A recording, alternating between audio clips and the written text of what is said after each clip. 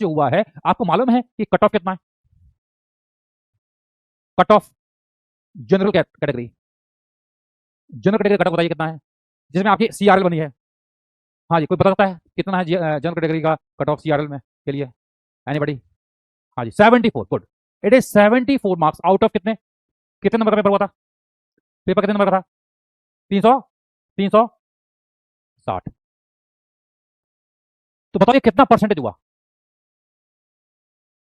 कितना परसेंट हुआ, कितना परसेंटेज हुआ बताइए, निकालिए। 20% है क्या? चेक करो। हाँ जी, कितना आ रहा है? It is 20%। तो 20%, यानी कि 20%, कितना बोल रहे हैं? 20%।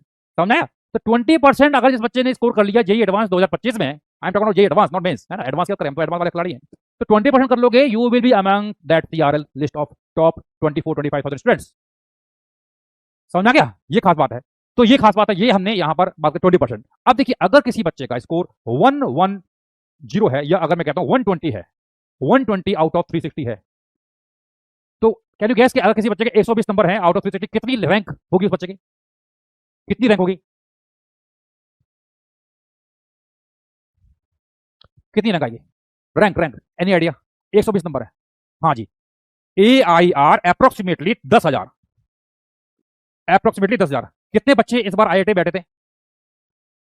कितने बच्चे आईआईटी में इस बार बैठे थे बताइए, बताइए कितने बच्चे आईआईटी में बैठे थे? अप्रोक्सीमेटली कितने बच्चे बैठे थे?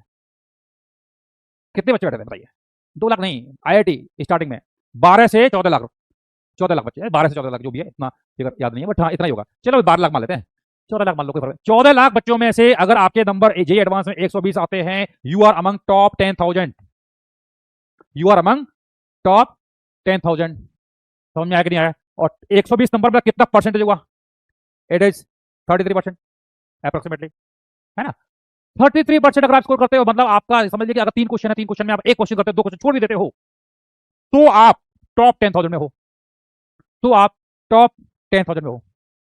क्या ये बात समझ आ रही है बच्चों? क्या ये बात समझ आ रही है ना? क्लियर? तो ये हमने बात कर लिया। अब बात ये है, बाकी कहानी आप लोग जानते हैं, ज्यादा नहीं बोलूंगा। अगर 50% लाते हो, यानी कि आपका स्कोर अगर 180 आउट ऑफ 360 है, तो आपकी जो ए आई आर होगी वो अप्रोक्सीमेटली 4,000 to 5,000 आराम से होगी, 4,000 से 5,000 के अराउंड होगी। है तो मैं 180 मार्क्स ले आते हो तो आपकी रैंक 4,000 से 5,000 हो जाएगी। एंड अगेन अगर उसके अकॉर्डिंग आप हो जाओगे तो होता जाएगा। ठीक है, अब मान लेते हैं, ये तो क्या कहानी हो गई इसकी आईआईटी की। अब आपका लेवल, आप किस लेवल पर हो उसकी बात करते हैं।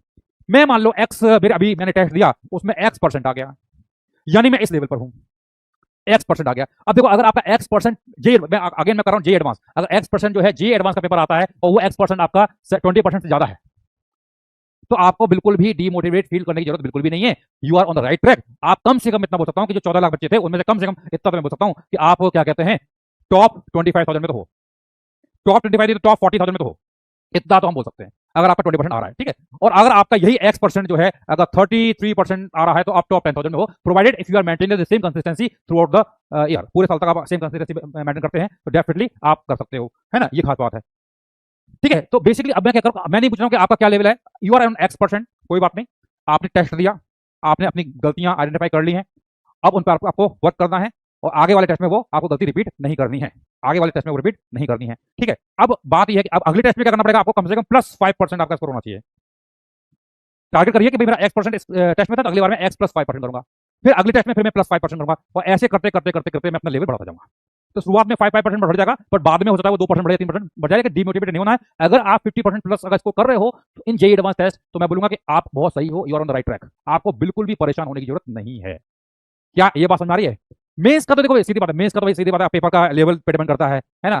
पिछले साल, इस साल पेपर थोड़ा सा रिलेटिवली टफ साइड में था, पिछले साल और इजी था, तो वहां पे नंबर के बारे में ज्यादा हम प्रेडिक्ट नहीं कर पाएंगे, है ना? ज्यादा नंबर के बारे में प्रेडिक्ट नहीं कर पाएंगे। अगले साल का जो जेई मेंस आएगा, इतना जरूर मैं कह सकता हूँ कि अगले साल का जो पेपर आएगा वो आसान नहीं आएगा, टफ आएगा। और पेपर टफ आता है तो जो बच्चे सिंसियर बच्चे होते हैं उनके लिए काफी ये हेल्पफुल रहेगा, उनको कोई दिक्कत नहीं आने वाली है। जो सिंसियर बच्चे हैं वो आराम से वो उसको क्रैक कर सकते हैं। ठीक है, तो अभी तक देखिए बच्चों, करना अब क्या होता क्या है कि भाई सर ठीक है, अच्छी बात है, आपने बता दिया है, मैं बहुत डिस्ट्रैक्ट हो जाता हूँ, मैं बहुत लो फील करता हूँ, मैं ये करता हूँ वो करता हूँ, उसका रीजन बता देता हूँ।